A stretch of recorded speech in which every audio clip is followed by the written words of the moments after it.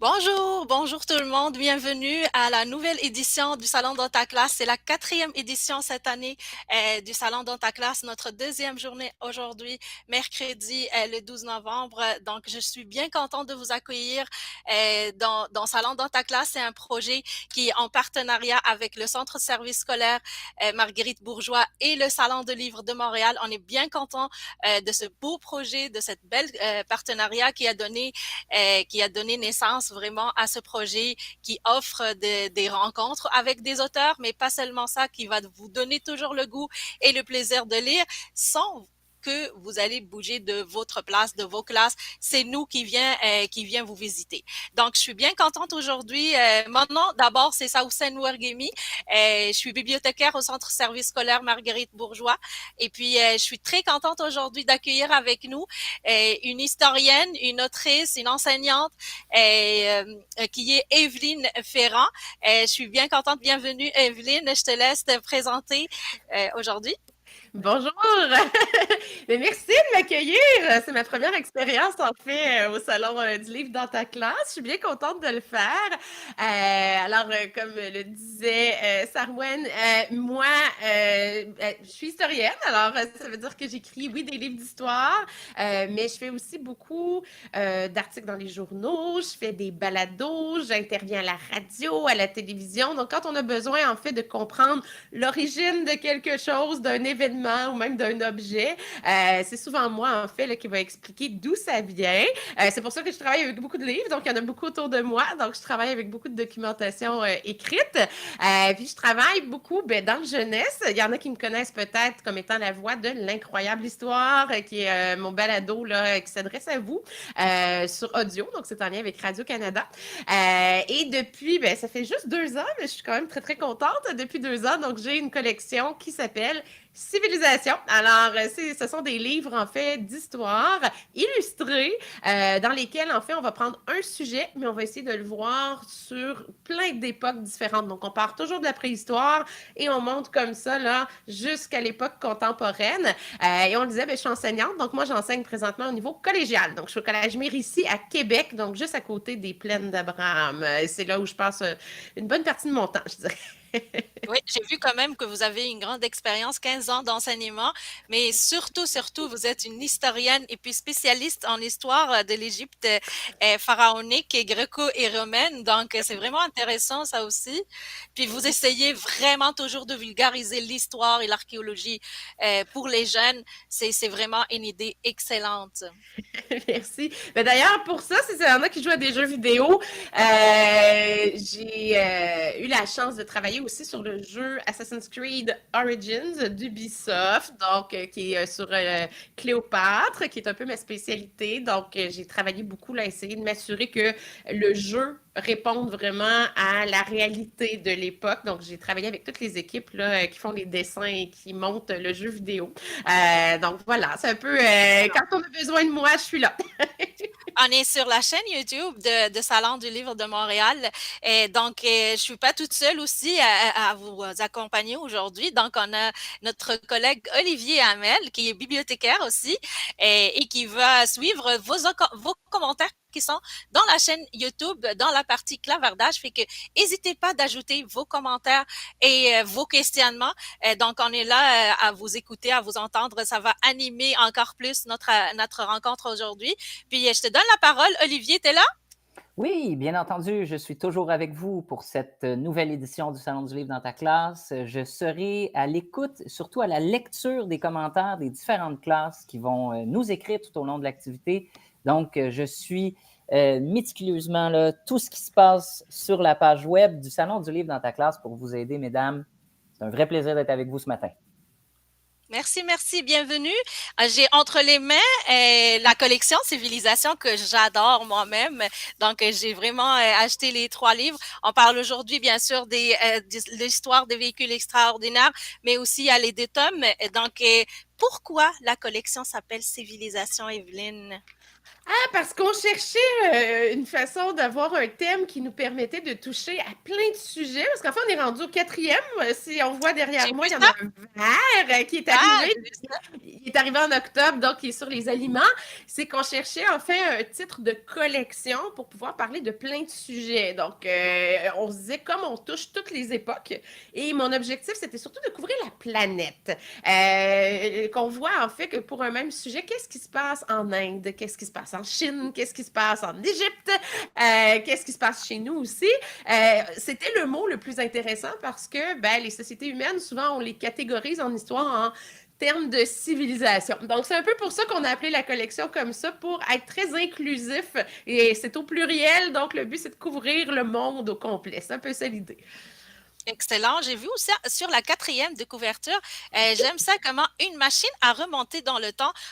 Avec toi, je pense, j'ai l'impression toujours qu'on peut voyager dans l'histoire, dans la civilisation, dans les époques et puis c'est vraiment intéressant ça. Merci. Ben, c'est sûr que comme je suis une spécialiste de l'Antiquité à l'origine, même si maintenant je fais l'histoire au complet, je remonte toujours dans le temps. Donc, c'est un petit peu lié à moi, ça, cette idée que quand on prend n'importe quel sujet, généralement, on est capable de remonter quand même assez loin dans l'histoire et des fois vers des civilisations qu'on connaît peut-être un petit peu moins. Je sais que souvent à l'école, vous allez peut-être voir un peu la Mésopotamie comme les Sumériens, vous allez voir un peu l'Égypte, mais il y en a tellement d'autres qu'on n'a jamais le temps de couvrir dans les cours. Quand on dit remonter le temps, c'est un peu ça aussi. Et c'est l'idée de voir où commence un sujet et comment Ouais. il évolue et se transforme aussi. Donc, c'est un peu l'idée d'une machine à remonter le temps avec tous nos livres, en fait, pour l'instant. C'est Ouais, vraiment comme ça il y qu'on a une super explication. D'ailleurs, j'adore aussi.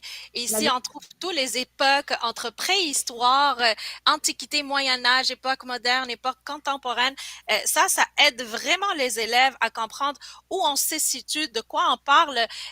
Encore une fois, pourquoi vous avez choisi de parler de moyens de transport? Ben, on cherchait des sujets qui étaient connus, mais qu'on pouvait aborder différemment. Donc, c'était un peu ça l'idée. Donc, notre premier tome, on avait fait les monuments. Donc, on se promenait voir des monuments un peu partout qui durent dans le temps. Ouais. Après ça, on s'est dit, on va essayer des inventions. Donc, voilà, les monuments. Vous me voyez avec mon chien, d'ailleurs. Donc, mon illustratrice, Jordan, m'avait bien fait plaisir avec celle-là. Elle fait, moi, mon amoureux et mon Ouais, c'est chat. ici. Là, on vous voit là, très très Mon bien. chef m'accompagne à l'école, d'ailleurs. Moi, je l'amène avec moi au cégep. Donc, il est quand même assez connu, mon chien. Mais on était parti avec cette idée-là. Et après ça, on s'était dit, OK, on va essayer des inventions, mais des inventions que les gens connaissent moins. On voulait pas aller dans les clichés. Et après ça, on s'est dit, pourquoi on n'irait pas ailleurs avec les moyens de transport? Parce que Ouais. quand on parle de transport, on parle souvent de transport très récent. Donc, les gens, on va parler du métro, on va parler de l'avion, oui, on va parler de l'automobile ou des choses comme ça. Et on s'est dit, oh, et là, si on remonte jusqu'à la préhistoire, qu'est-ce qu'on peut dire sur les transports? Et c'est comme ça, en fait, qu'est née l'idée parce que on s'est dit, ben, le plus ancien moyen de transport, c'est à pied. Et Oui. je vais avoir tout à l'heure des images à vous montrer sur comment, en fait, on analyse, qu'est-ce qu'on utilise comme matériel pour comprendre, en fait, même comment on se déplace pendant la préhistoire. Et c'est comme ça que j'ai construit, en fait, un peu le récit. C'est que je me suis dit, bon, ben, dans la préhistoire, on va aller chercher les premiers moyens de transport. Au début, on est à pied, ça, c'est sûr. On commence à se déplacer à pied. Mais très vite, quand on voit qu'on peut aller plus vite si on va sur l'eau, on va aller avec quelque chose de très simple qui n'est pas encore un bateau, mais qui est ce qu'on appelle une pirogue. Donc, une pirogue, c'est juste, je prends un tronc d'arbre, je le creuse, je peux insérer mes pieds à l'avant comme dans un kayak, en fait, et ça me permet de pouvoir avancer sur l'eau. C'est tout simple, mais c'est quand même efficace. Et c'est comme ça qu'après ça, on va aller voir, en fait, l'invention de la roue. Parce que pour pouvoir avoir les premières charrettes, avant même de penser à une voiture, il faut que quelqu'un ait pensé à faire la roue. Alors, c'est un peu comme ça, en fait, qu'on s'est amusé avec les moyens de transport pour que l'évolution, en fait, des déplacements des gens devienne une histoire qui est claire et qui est amusante aussi en même temps. Fait que c'est un peu ça l'idée là, qui est derrière. Excellent.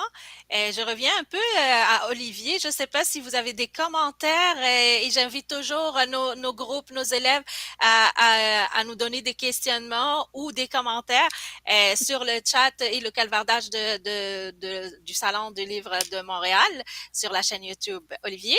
Oui, si vous m'entendez bien, il y a déjà des questions pour vous. On a une classe de la commission scolaire du Centre de services de Montréal, probablement l'école Saint-Grégoire-le-Grand, où on a un élève qui nous pose la question: quel est le premier livre que tu as créé? Ah, que j'ai créé! Oui. C'est un livre en fait de photographie parce que je travaille pour un centre d'archives ici dans ma région. Donc moi, pour que les gens le sachent, je suis à Deschambault-Grondines. Donc je suis le village le plus au centre entre Trois-Rivières et Québec. On est sur la rive nord, donc on est sur l'autoroute 40 pour vous aider. Moi, je travaille en fait pour le Centre d'archives régional de Portneuf, qui est ma région. Et on a fait un livre en fait où on est allé chercher toutes les anciennes photos qu'on avait de la région de Portneuf et on a essayé de faire un livre pour expliquer un peu ces photos-là, qu'est-ce qu'elles nous racontent sur le passé de la région. Donc ça, c'était mon premier livre complet, on pourrait dire ça comme ça, parce que avant, j'écrivais des articles, je collaborais à plein d'autres choses. Et mon premier gros livre, en fait, est sorti il n'y a pas si longtemps que ça. En fait, il s'appelle Le monde depuis le 15e siècle. Une histoire de société en interaction. En fait, j'ai écrit le manuel pour le nouveau cours d'histoire au Cégep, qui est un livre qui essaie de montrer qu'est-ce qui s'est passé partout sur la planète depuis les années 1400 à peu près. Mais on remonte quand même un petit peu dans le temps aussi. Ça, c'est mon premier gros livre qui est sorti avant que la collection Civilisation arrive ensuite. Merci. Est-ce qu'on a d'autres questions, Olivier? Pas pour le moment, mais je suis certain que ça va apparaître. Parfait. J'en profite pour inviter les élèves, si jamais vous avez le temps pendant les vacances d'aller visiter la merveilleuse région de Portneuf. Il y a des endroits incroyables là-bas. Voilà. Très, très belle région, ça c'est vrai, je confirme là. Donc, je reviens avec toi, Evelyne, sur comment vous effectuez pour trouver des traces des moyens de transport. C'est parce que quand on cherche dans l'histoire, c'est toujours pas facile de chercher les traces de nos recherches. Comment vous procédez? Ben, c'est sûr qu'un historien, à la base, travaille avec ce que les gens ont écrit sur quelque chose. On va aller dans les découpures de journaux quand on est dans le plus récent. Sinon, on va aller, en fait, trouver des traces écrites où les gens vont parler de comment ils se déplacent, des choses comme ça. C'est sûr que quand on remonte à la préhistoire, il n'y a pas d'écriture. Alors là, on l'a pas, ça. C'est plus difficile de savoir comment les gens se déplacent. Mais des fois, les gens peignent, par contre. Donc, quand ils font des peintures très anciennes, souvent, ils vont nous montrer des déplacements. Alors ça fait partie un peu du matériel qu'on a, mais je vais vous montrer, si vous voulez, un peu qu'est-ce qu'on a grâce à l'archéologie. Alors, quand on n'a pas de texte écrit et qu'on veut avoir une idée visuellement de à quoi ressemblaient certains moyens de transport comme des bateaux, on est quand même chanceux aujourd'hui parce qu'on a beaucoup de technologies qui permettent aux archéologues même d'aller sous l'eau et de pouvoir aller chercher en fait des épaves et des traces en fait des déplacements. Donc, je vais partager mon écran. On va espérer que tout fonctionne bien par rapport à ça. Et vous allez me dire si ça fonctionne. Est-ce qu'on voit bien? Oui. On voit bien, super. Alors, ce que je vous ai mis ici, si vous voyez bien l'image, je ne sais pas si je peux même le mettre en gros plan. Ah, c'est encore mieux. Je vous ai même fait un petit... Voilà, pour montrer les images.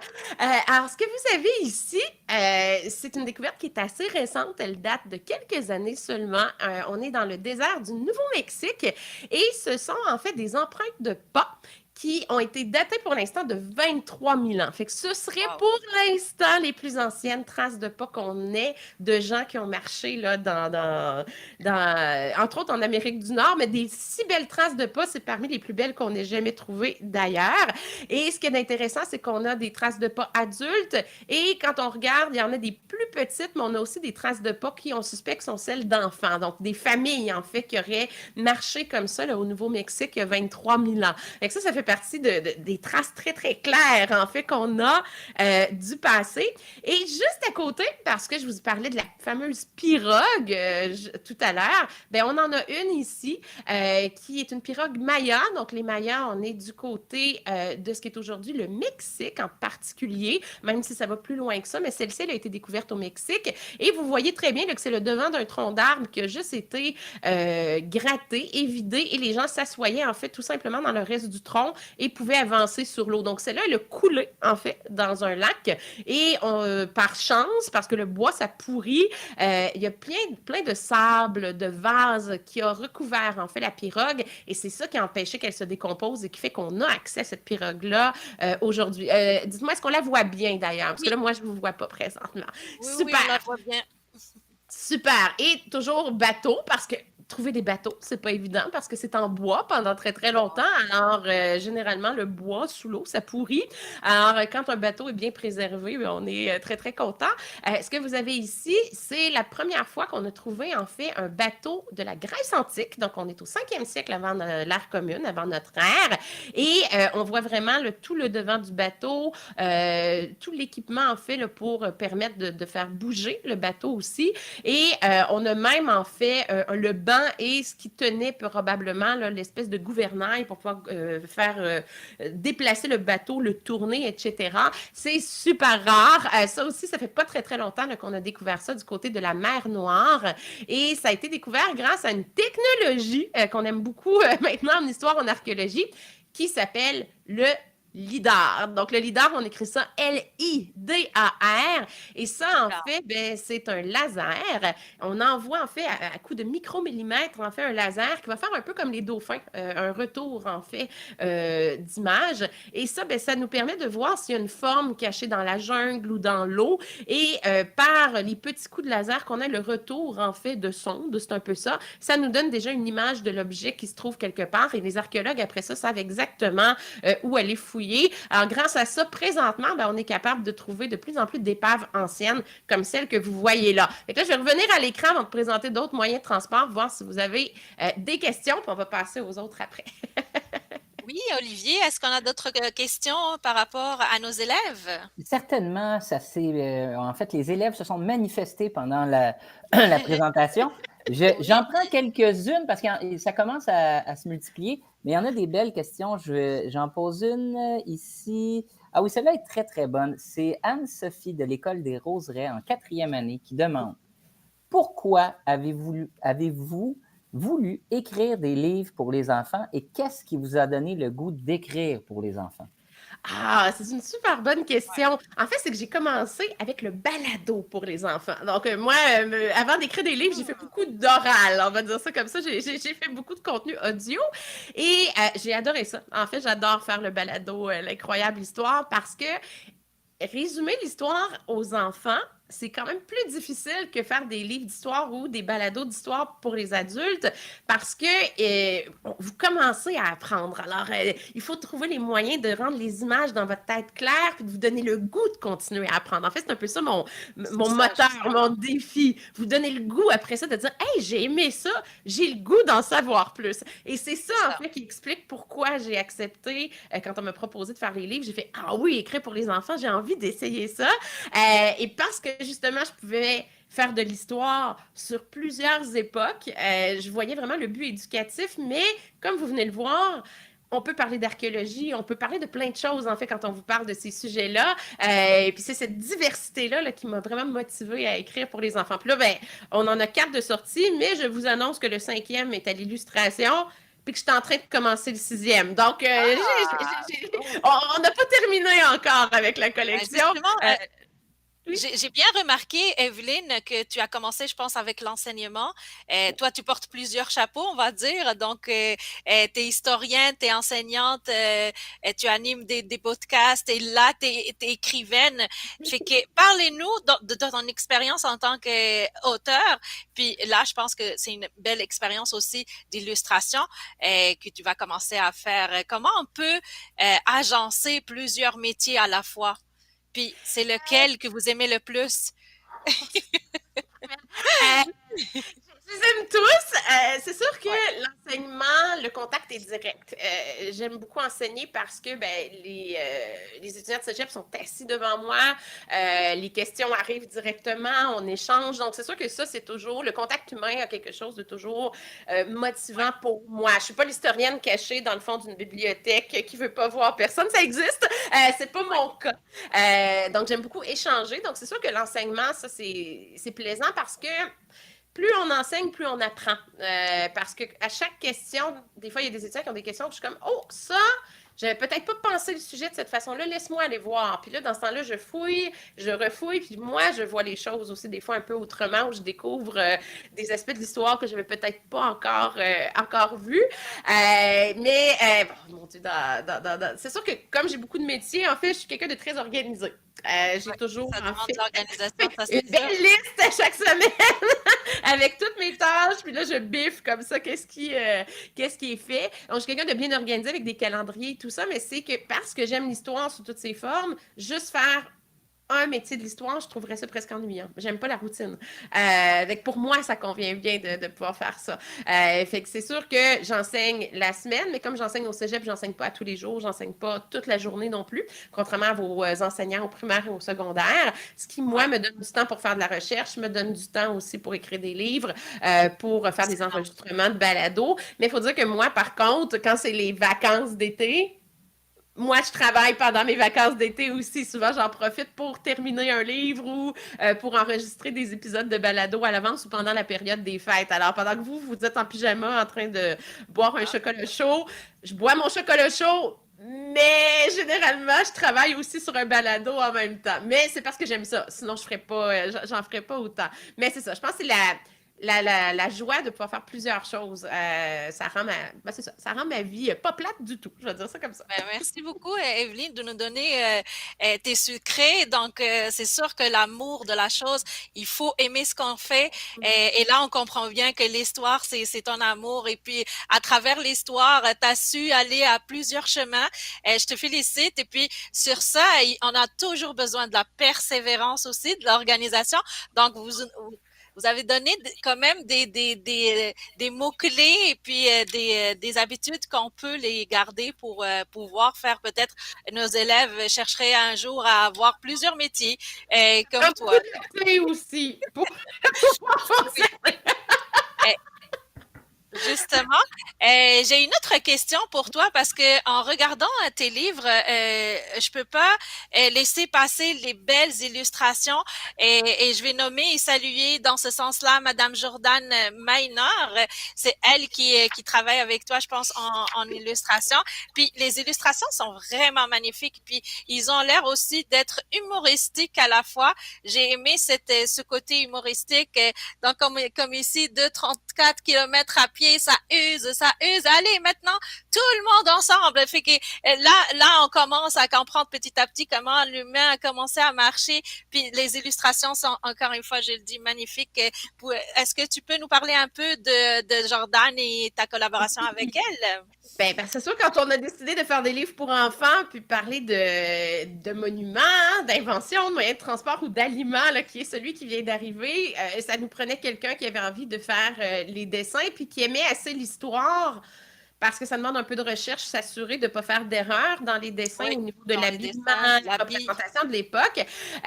Donc, on cherchait quelqu'un qui aimait suffisamment l'histoire pour embarquer dans l'aventure avec nous. Puis on a été chanceux parce que Jordan, elle adore l'histoire, elle adore les livres. C'est une BDiste, Ouais. donc elle travaille beaucoup en BD et on le voit un peu dans son style. Moi, j'aime bien dire, pour les enfants, vous allez reconnaître un tout petit peu le style de Tintin. Elle a étudié en Ouais, le dessin en style de Belgique. Légèrement le style de Tintin pour les professeurs, pour les ouais. adultes. Elle a aussi un style d'une ancienne série télé, un dessin animé qui s'appelait Il était une fois l'homme. Et moi, je trouve qu'elle a un peu une fusion de ces Ouais. deux-là Je dans sa partage façon. quelques dessins en même temps que tu Oui! parles. Donc, c'est vraiment très, très beau. Mhm. Et Jordan, ce qu'elle a de bien, c'est que comme elle fait de la BD, l'humour est là. C'est qu'elle sait comment faire des petits textes, en fait, qui accompagnent. Elle va toujours... En fait, sachez que j'écris le livre beaucoup en pensant à elle. Fait que quand j'écris mes Ouais. textes, je me dis tout le temps, qu'est-ce qu'elle peut aller chercher pour faire une illustration. Donc, depuis le premier tome, maintenant que je la connais bien, j'y pense beaucoup. Ah, ça, je l'aime bien, le Louis XIV avec, Ouais. avec le Vraiment des sifflet à belles la main. Donc, illustrations. il y a des petites Mhm. blagues des fois comme ça. Oui, les Euh, blagues, c'est vraiment le côté humoristique aussi. oui, C'est incroyable, vraiment. C'est très, très beau. elle en a C'est bien beaucoup. fait, en fait. S'il y en a qui dessinent, parce que je sais qu'il doit y avoir plusieurs enfants présentement là, qui ont du talent en dessin, sachez que Jordan, ce qu'elle a d'intéressant pour moi, comment on fonctionne, c'est qu'une fois que j'ai fini les textes, on lui envoie.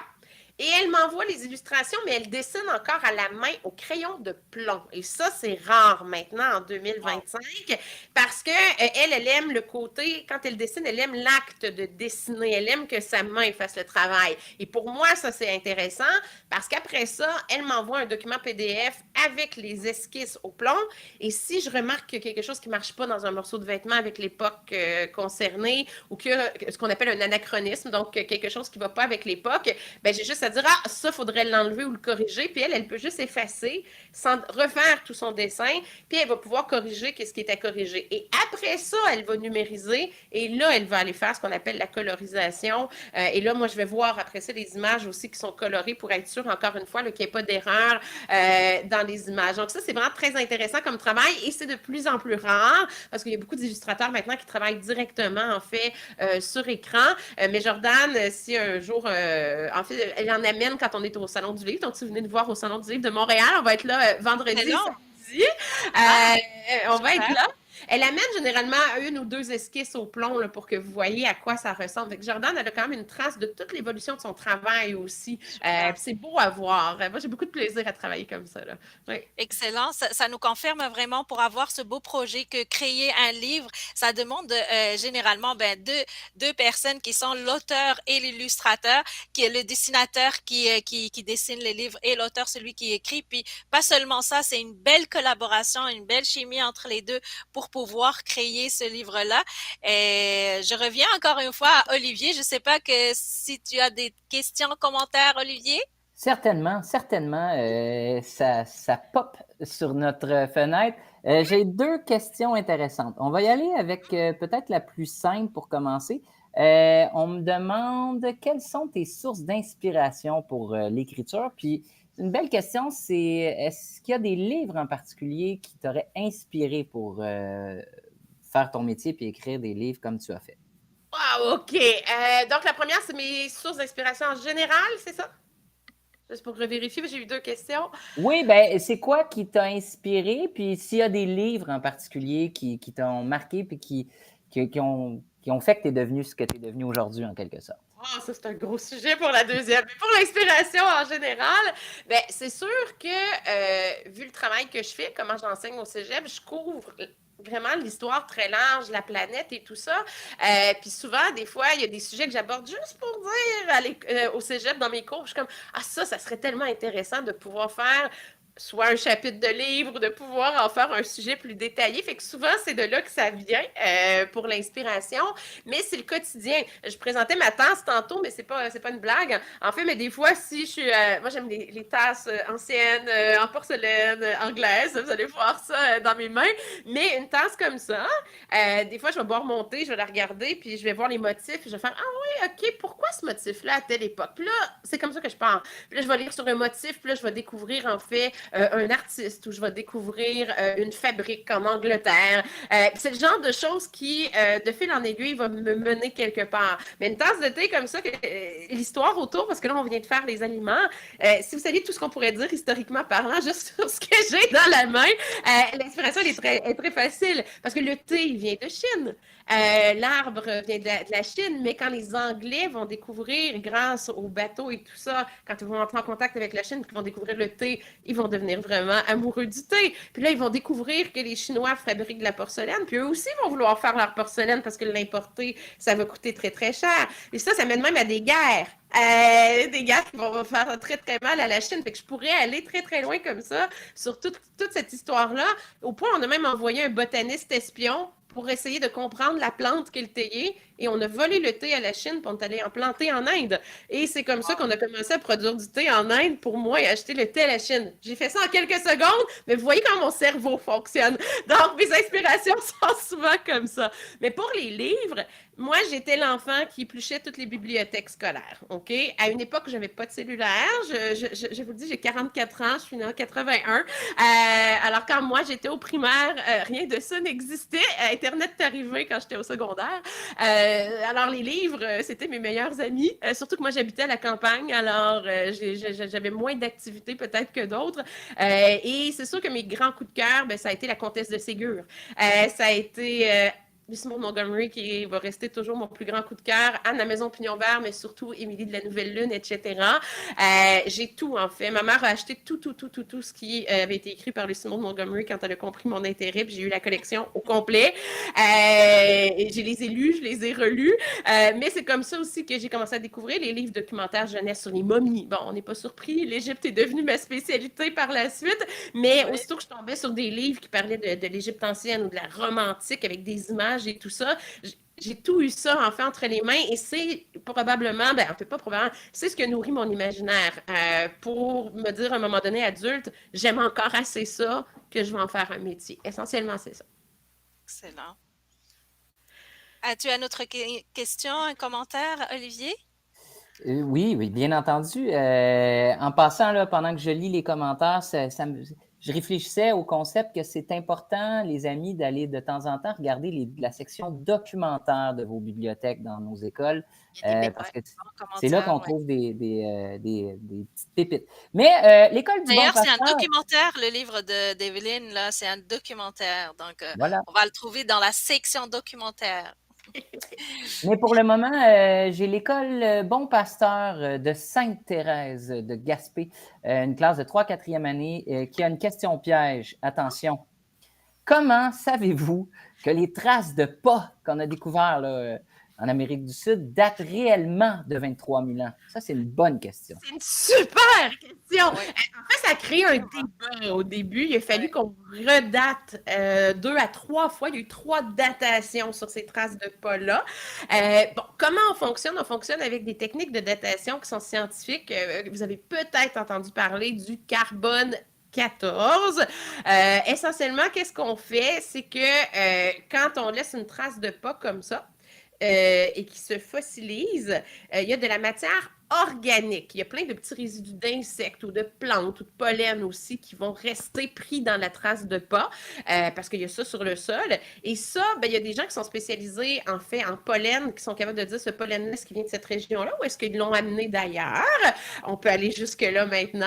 Et ils sont capables de dater aussi quand est-ce qu'il y avait eu tel type de plante dans cette région-là. Donc ça aide à dater. Mais le carbone 14, en fait, c'est que il n'y aurait pas de vie sur Terre s'il n'y avait pas de carbone, juste pour vous dire ça comme ça. Ça fait partie de la raison de la vie. Quand on a un objet qui est très, très, très ancien, ben, la quantité de carbone qu'il contient, ben, à un moment donné, il y en a de moins en moins parce que c'est très ancien. Donc, on est capable maintenant, avec une machine, je vais dire ça comme ça, de pouvoir évaluer combien il reste de carbone dans de la matière organique et ça nous donne une datation quand même assez précise. Alors, on a fonctionné avec tout ça pour identifier dater les traces de pas, mais c'est sûr que il y a encore des gens qui sont inquiets ou qui vont douter parce que ça vient peut-être confirmer qu'il y a des gens qui sont arrivés en Amérique du Nord plus tôt que ce qu'on disait pendant longtemps dans les livres d'histoire. Donc, c'est quand même une découverte qui dérange, on va dire ça comme ça. Super. N'hésitez Autre pas, si question, vous avez d'autres. Ben, oui, Olivier? oui, je suis là pour Bon, ces vas-y. questions. On a. Ah oui, ça, c'est intéressant. On a Anne-Sophie de la commission du centre de service Pointe-de-l'Île à Montréal, Oui. qui est à l'école des Roseraies, qui pose la question: qu'est-ce qui est le plus difficile dans l'écriture de vos livres et quels sont vos prochains projets de livres? Oh, OK, c'est intéressant. Le plus difficile, c'est la quantité de mots que j'ai. Parce que quand je m'adresse aux enfants, je ne peux pas écrire autant que je veux parce que je dois m'assurer de donner l'information précise, dans un vocabulaire que vous comprenez, parce que c'est ça le but, en fait, c'est que vous compreniez bien ce que je dis, puis que ça vous donne envie, après ça, d'aller plus loin. Et que j'ai à peu près 175 mots par sujet, ce qui n'est pas beaucoup pour une historienne qui est habituée. Vous me voyez aller, en fait, de dire beaucoup de choses. Voilà. Ça, c'est un très gros défi à chaque fois. Donc, mon éditeur, parce qu'il y a l'illustratrice, il y a l'auteur, mais il y a l'éditeur qui maison d'édition. Ouais. produit le livre et me dit, avec le format qu'on a, le type de page qu'on a, tu as tant de mots pour expliquer les sujets. Alors, 175 mots, peut-être pour vous, à l'écrit, c'est beaucoup. Pour moi, c'est très peu. Et donc, c'est la synthèse. Être capable de synthétiser le maximum d'informations en peu de mots, c'est mon plus grand défi du moment. Dans mes prochains projets d'écriture, c'est pas confirmé encore. Comme je vous disais, en fait, c'est qu'on a un 5e tome qui s'en va qui est à l'illustration. Donc, il s'en va à l'impression. Il devrait sortir vers le mois d'avril, si tout va bien. Et là, ça fait partie de la collection Civilisation, c'est ça? C'est le 5e tome. OK, parfait. Et là, je suis en train, en fait, on vient là, de déterminer la table des matières du 6e. Fait que je suis dans le 6e tome, moi. Donc là, on est en train de terminer le tome 5 pour l'envoyer à l'impression. Et moi, je suis en train de commencer l'écriture du 6e. Mais ça se pourrait. Là, je vais parler au conditionnel, mais peut-être que le roman jeunesse m'intéresse. Alors, on est en train de regarder cette option-là. Mais vous me demandez beaucoup, vous les enfants, quand vous me voyez un peu partout, de parler de mythologie. Alors là, on est en train de regarder aussi ce qu'on pourrait pas, dans une collection autre, mais peut-être essayer de voir si on pourrait pas faire quelque chose d'accessible sur la mythologie aussi. Il n'y a rien de fixé, mais ce sont, je dirais, ce qui est un peu dans les cartons quand je vais avoir terminé la collection Civilisation. C'est très intéressant en sachant qu'il nous reste pas beaucoup de temps, il nous reste presque 10 minutes pour la fin de notre activité aujourd'hui. Mais pendant ce temps, Evelyne, je voudrais savoir, toi qui aimes autant l'histoire et les époques, différentes époques, est-ce que tu aurais intéressé à jouer un rôle dans un film d'époque, par exemple? J'avoue, moi, là, je suis très intéressée avec toutes les séries d'époque, les films d'époque. J'ai étudié dans une autre vie le patrimoine et l'histoire et l'archéologie à l'université, puis je garde toujours vraiment cet intérêt-là. Fait que, est-ce que tu as le goût, toi, peut-être de faire ça? Je suis pas une actrice, ça je le dis, je suis une communicatrice, mais être actrice m'intéressait peut-être un petit peu moins. C'est sûr que époque, ça dépendrait peut-être quoi aussi. Il faudrait que ce soit juste historiquement. On dirait que là, c'est sûr que si j'osais, il faudrait vraiment que le costume réponde aux critères de l'époque. Mais ce serait peut-être pas ici, en fait. J'apprends le mandarin, donc pour que les gens le sachent, j'apprends une langue, donc j'apprends le chinois. J'aimerais peut-être bien un jour c'est un fantasme, c'est un rêve, mais plus aller en fait du côté de la Chine impériale avec les costumes d'époque et tout ça, figurante dans une série chinoise. Si on cache mes cheveux avec une perruque, là, je serais bien partante. Ça, je l'essayerais.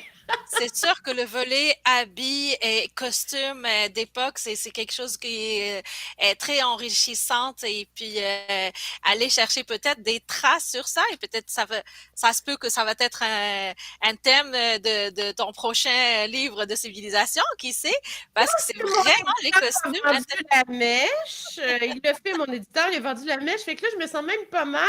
Vous êtes dessus pour le tome 5. Ah! Fait que je l'ai dit vraiment comme ça, là. J'ai aucune information. Je vous assure que Evelyne a m'a rien dit, là. Mais parce que dans un autre projet d'écran, on va dire, mon éditeur l'a échappé. Je me sens moins mal vu que le sujet est arrivé de vous laisser comprendre où s'en allait le tome 5. J'en dis pas plus. Ben, c'est ça, parce que moi, j'ai beaucoup d'intérêt aux costumes d'intérêt aussi, les costumes vintage, c'est vraiment quelque chose d'intéressant. Donc, ça va être aussi intéressant. Puis, parfois, même dans les Halloween, dans des festivals ou quelque chose, on trouve ça se trouve ça vraiment intéressant. J'aimerais bien juste revenir sur ta présence dans le Salon de livres de Montréal et Et j'invite aussi les élèves aussi de savoir que le Salon de livre de Montréal commence mercredi prochain. On est aujourd'hui mercredi prochain, le 19 novembre. C'est l'ouverture du Salon du livre, donc du 19 au 23. Vous êtes tous les bienvenus. Et puis, Evelyne aussi, tu seras là avec ta superbe illustratrice, Madame Jordan. T'as dit c'est le vendredi, le jeudi vendredi, c'est ça? Samedi, donc vendredi midi et samedi midi. Vendredi et samedi midi, donc tu seras là. Il nous reste juste un peu de temps peut-être pour que tu nous parles un peu, je sais pas, Olivier, de ton côté, est-ce qu'il y a des commentaires, un petit question avant d'aller sur les coups de cœur que Evelyne pourra nous présenter sur les livres? La seule question qui revient à plusieurs fois, on a des élèves de différents centres de services qui demandent combien ça prend de temps écrire un livre comme ceux que tu écris. Ça dépend. C'est sûr que souvent, bon, comme le premier était assez rapide à écrire parce que c'est ma spécialité. Donc, je savais où je m'en allais, j'avais la documentation et tout ça. Les transports, c'était plus difficile à documenter. Les inventions, c'est un peu la même chose parce qu'on voulait des inventions de partout dans le monde, puis on voulait sortir des inventions traditionnelles. Fait qu'on est allé parler du cerf-volant, de l'éventail, d'objets comme ça. Ça demande plus de recherche. Fait que je dirais, on dit en termes de temps, c'est qu'il y a le volet recherche. Fait qu'il faut que je trouve l'information, m'assurer que c'est une information de qualité. Je n'utilise pas ChatGPT. C'est sûr que c'est pas quelque chose qui va me donner les bonnes informations présentement. Fait que je fouille dans les livres, les articles spécialisés pour trouver l'information. Fait que ça peut prendre quand même beaucoup d'heures. Puis après ça, ben, c'est d'écrire le fameux 175 mots, de synthétiser l'information pour aller chercher ce qui est le plus intéressant sur le sujet pour chaque sujet. Fait que c'est sûr que quand mon éditeur me dit on commence un nouveau tome, j'ai généralement à peu près 3 mois là, pour faire tout ce travail-là. Autant le travail de recherche, le travail de rédaction. Et là-dessus, il y a aussi le travail de révision. Ça veut dire que mon éditeur va relire mes textes, puis des fois, il y a des questions ou des fois, il voudrait que je rajoute quelque chose. Ça veut dire qu'il faut que j'enlève quelque chose parce que je reste avec le même nombre de mots. On va dire que ça va prendre à peu près 3 mois par tome au niveau de l'écriture. Après ça, ben, Jordan fait les illustrations, puis il faut aussi que je révise les illustrations pour m'assurer qu'il n'y a pas d'erreur historique dans les illustrations. Et que ça se rajoute après. Fait que c'est quelques mois de travail quand même par tome. Ouais. Excellent. Ben, merci Olivier, merci à tous les élèves, les groupes, tous les centres de services scolaires de partout au Québec d'être parmi nous aujourd'hui. Je te laisse un peu de temps, Evelyne, de nous parler de tes coups de cœur au niveau de la littérature jeunesse. Oui, ben c'est sûr que comme on était dans les transports, je suis allée dans les transports. Je suis allée très précisément, c'est ça. Vu qu'on était sur ce sujet-là, je me disais, si vous voulez en voir d'autres choses sur les moyens de transport, qu'est-ce qui existe en fait présentement là, d'intéressant? Je vous dirais en fait que mes 2 gros coups de cœur, c'est des bandes dessinées que vous avez en fait dans les 2 coins. Sur les trains, il y en a 6 tomes, ça s'appelle Le Train des orphelins. J'adore cette série-là, honnêtement, parce que, ben, encore une fois, ça me rappelle. On parlait beaucoup de qu'est-ce qui va inspirer au niveau des livres, mais je suis de la génération aussi beaucoup de télévision, séries de dessins animés qui présentaient des époques historiques et même des fois des romans à l'écran comme Les Trois Mousquetaires. Donc, j'adore Le Train des orphelins pour ça. L'histoire est intéressante. On voit vraiment l'industrialisation, les premières locomotives, comment tout ça fonctionne, et puis comment l'économie change à cause de ça. Donc, j'adore ça. Et c'est en français. Et toujours en français aussi, ben, c'est La fille à la montgolfière, parce que la montgolfière, qui est aussi sur le dessus de notre livre, c'est pas pour rien, c'est quand même la première fois où on va élever les gens dans le ciel et ça va fasciner les gens. Et la première fois qu'on va vraiment montrer une montgolfière, mais ça se fait au château de Versailles, devant le roi Louis XVI, la reine Marie-Antoinette, et ça parle de ça. Donc, La fille et la montgolfière aussi, c'est super. Les autres, ben, si vous voulez voir un peu comment les bateaux sont devenus des très, très gros bateaux, celui du milieu, c'est un livre vraiment, j'appelle presque ça en 3 dimensions, où on voit vraiment, en fait, les matériaux de construction, comment les bateaux sont faits. Le petit livre sur automobile, c'est un peu la même chose.